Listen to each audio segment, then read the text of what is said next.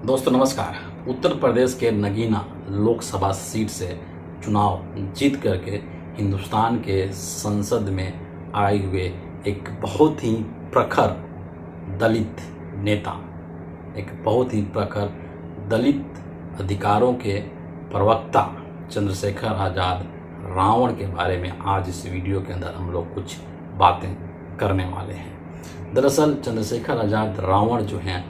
जो कि भीम आर्मी के चीफ हैं, जिन्होंने आज़ाद समाज पार्टी बनाया, उसका एक तरह से मुखिया हैं और वो इस बार लोकसभा चुनाव जीत करके अपने बलबूते चुनाव जीत करके वो हिंदुस्तान के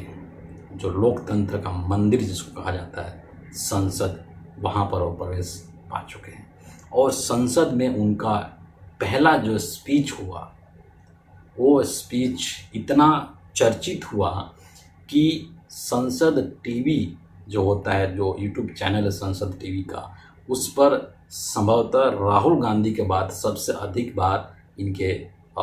उस स्पीच को देखा गया है, या फिर अगर मैं गलत नहीं तो शायद राहुल गांधी से भी अधिक बार इनके उस भाषण को देखा गया है। आप इसी से अंदाज़ा लगा लीजिए। हालांकि नो डाउट राहुल गांधी से इनकी कोई तुलना नहीं है, बट इनके उस स्पीच की काफ़ी चर्चा हो रही है और रीज़न यही है कि इनको 5-6 मिनट का शायद समय मिला था और उसी 6 मिनट या 7 मिनट मैक्सिमम होगा, मुझे जहाँ तक याद आ रहा है, उस कम समय के दौरान ही इन्होंने फटाफट से इतने सारे मुद्दों को वहाँ पर गिना दिया कि उसको देख करके बहुत ही अच्छा लगता है और वो बहुत काबिले तारीफ़ है कि इतने कम समय में इन्होंने संसद का ध्यान इतने सारे मुद्दों की ओर लाने का कोशिश किया। और उन्हीं मुद्दों को आज हम यहाँ पर आपके सामने रखने जा रहे हैं संक्षेप में कि किन किन चीज़ों को लेकर के इन्होंने संसद के अंदर अपने पहले भाषण में जिक्र किया। सबसे पहले इन्होंने जो हमारे देश में असमानता है और ख़ास करके संसाधनों के बंटवारे को लेकर के असमानता है, उस चीज़ के ऊपर इन्होंने फोकस किया और ये बताया कि आज़ादी के बाद हमारा देश 1947 में आज़ाद हो गया और आज ये 2024 है, लेकिन जब संसाधनों के बंटवारे की बात आई तो उसमें हिंदुस्तान का जो दलित समाज है उसके तरफ किसी ने इतना ध्यान नहीं दिया और इसीलिए आज भी देश के अंदर दलितों की स्थिति काफ़ी दयनीय है। उस पर ध्यान देने की ज़रूरत है। और इसी से संबंधित जो दूसरा बिंदु इन्होंने उठाया वो सामाजिक न्याय को उठाया और सामाजिक न्याय के लिए इन्होंने जाति जनगणना का एक तरीके से पुरजोर रूप से समर्थन किया और इन्होंने कहा कि जिसकी जितनी आबादी है उसको उतना हक मिलना चाहिए और इसीलिए जाति जनगणना होना बहुत ज़रूरी है। और ये जो जाति जनगणना का जो इशू है, इस पर इंडिया अलायंस पूरी तरीके से सहमत है। आप सबको पता है कि राहुल गांधी जी इस चीज़ को लेकर के काफ़ी समय से बोलते आ रहे हैं, अपने भारत जोड़ो न्याय यात्रा से लेकर के और पूरे चुनाव के दौरान उस बिंदु को यहाँ पर चंद्रशेखर आज़ाद ने भी उठाया। इसके बाद शहरी बनाम ग्रामीण को लेकर के भी इन्होंने बात कही कि ये सच है कि आज भी हिंदुस्तान में तकरीबन 70% जो आबादी है वो गांव में रहती है, तो क्यों नहीं उस 70% आबादी के विकास के लिए,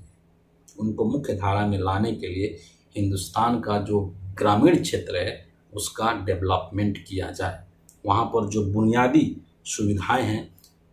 वो विकसित किया जाए, उनको उत्तम व्यवस्था किया जाए ग्रामीण क्षेत्रों में भी। उस चीज़ को लेकर इन्होंने बात कही। और फिर इसके बाद जो दलित हैं देश के अंदर, जो SC ST OBC के जो लोग हैं और उनके साथ जिस तरीके से जाति के आधार पर या धर्म के आधार पर भेदभाव किया जा रहा है शैक्षिक संस्थानों के अंदर भी और इवन जो सरकारी दफ्तर हैं वहाँ पर भी, उस मुद्दे को भी इन्होंने उठाया है। और साथ में इस बात पर भी बल दिया कि चूँकि अभी वर्तमान भारत में निजी क्षेत्र में अधिक नौकरियाँ हैं, तो इन्होंने इस चीज़ का जिक्र किया वहाँ पर कि निजी क्षेत्र में भी आरक्षण की सुविधा बहाल की जानी चाहिए। और साथ ही साथ सरकारी क्षेत्र के लोगों के लिए इन्होंने ये भी कहा कि जो ओल्ड पेंशन स्कीम है उसकी पुनर्बहाली की जानी चाहिए। इसके बाद एक बहुत ही महत्वपूर्ण मुद्दे की ओर इन्होंने संसद का ध्यान आकर्षित किया और वो था प्रेस और सोशल मीडिया को लेकर के। वर्तमान में देश के अंदर प्रेस की क्या स्थिति है, पत्रकारिता मीडिया की क्या स्थिति है, जिसको कि लोकतंत्र का चौथा स्तंभ कहा जाता है, उसकी स्थिति एकदम मतलब क्या है ये कहने की इसकी ज़रूरत भी नहीं है। एकदम मतलब रसातल में जा चुका है हिंदुस्तान का मेन स्ट्रीम मीडिया। उस पर इन्होंने चिंता व्यक्त की और साथ ही साथ ये जो मीडिया है भारत की, जो मेन स्ट्रीम मीडिया है, इसके समानांतर जब सोशल मीडिया चल रहा है, आज का जो दौर है वो सोशल मीडिया का दौर है। और ये हकीकत है कि आज वर्तमान में हिंदुस्तान के अंदर लोग मेन स्ट्रीम मीडिया को नहीं देखना पसंद कर रहे हैं, बहुत कम लोग पसंद कर रहे हैं। और अधिकांश लोग जो सोशल मीडिया प्लेटफॉर्म्स हैं, यूट्यूब है, ट्विटर है, इंस्टाग्राम है, फेसबुक है, इस तरीके के जो सोशल मीडिया प्लेटफॉर्म्स हैं, वहाँ पर जो लोग काम कर रहे हैं उनको देखना ज़्यादा पसंद कर रहे हैं। और इसीलिए नरेंद्र मोदी की जो सरकार है इन सोशल मीडिया प्लेटफॉर्म्स के ऊपर नियंत्रण करना चाहती है, उस पर कंट्रोल लगाना चाहती है। इस चीज़ की तरफ भी चंद्रशेखर आज़ाद ने ध्यान दिलाया। देश भर में, चाहे उत्तर प्रदेश हो, चाहे केंद्र के अंदर जो एग्ज़ाम होते हैं, वहाँ पर जिस तरीके से पेपर लीक हो रहा है उस पर भी इन्होंने सदन का ध्यान आकर्षित किया। महिलाओं की स्थिति को लेकर के भी इन्होंने बोला और एग्जाम्पल दिया मणिपुर का, हाथरस की बेटियों के साथ जैसे हुआ, मणिपुर में जिस तरीके से हुआ, और इसके अलावा जो महिला पहलवान थी दिल्ली में, उनके साथ जो चीज़ें हुई, उन सब के ऊपर भी इन्होंने ध्यान दिलाया।